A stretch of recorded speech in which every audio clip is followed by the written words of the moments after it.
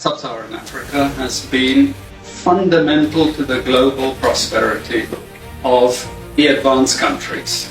And Africa had a role to play. It has a role as a raw material producer. We will not allow Sub-Saharan Africa to escape that. Okay, we do everything to keep Sub-Saharan Africa where it is, also impoverished. It's absolutely vital for the prosperity of everyone else. So let's get clear about that. Okay, and this means all the economic structures, all the global institutions, and the economics we teach everyone is all designed to keep Africa exactly where it is. And whether it is Europe or US or now China, it's always the same.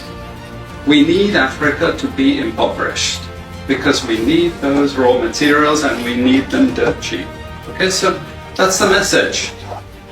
It doesn't mean to say that there's nothing Africans can do. Of course there is. This is what it's about. Because if Africa does do something different, I assure you living standards of all those in Europe and North America and Asia is going to fall.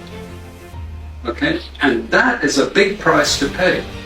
I assure you that the West is not going to allow that without a big fight. Okay, so the job of many Western academics is to convince Africans they have to keep doing what they're doing. Okay, and to show them it's your fault that you're poor. It's not our fault. It's your fault that you're poor. You know, so this is what we do in academic institutions. We know the basic forces that have caused this underdevelopment. We know it's colonization. We cannot afford to allow Africa to industrialize and start producing manufactures. Okay, so we will do everything to stop that. And I'm going to show you how we actually block that. We had East Asian rapid industrialization processes. So in the earlier period, we had Japan and Korea and Taiwan. Okay, rapid growth, sucking in raw materials from Africa, driving up the prices. And after those countries finished industrialization, then Sub-Saharan African growth rate again fell. Sub-Saharan Africa is condemned to this role, just the supplier of raw materials, not a manufacturer. The currencies are collapsing of these countries, and many of them are Sub-Saharan African countries. After colonization ended, we needed new structures to keep these countries where they were. Okay? And the first of those is aid. Okay? We give them aid.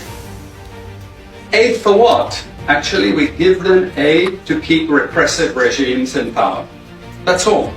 All the hypocrisy about transparency and democracy and bullshit like that, it's all bullshit. But it would go to country after country offering loans. And if the president did not accept the loan, they were killed. It's just economics. It's economic warfare. The rich declare war on the poor. It happens everywhere. It happens in a country. The rich control the government. Of course they do. You really believe you have democracy? Come on. I mean, grow up. Who has all the subsidies and income support? US, Europe. The largest budgets in the world for supporting their farmers are Europe and US. You see, we're keeping them dependent. We're keeping them on a string. This next round of the WTO is designed to block that. To block anyone else getting on top of the ladder.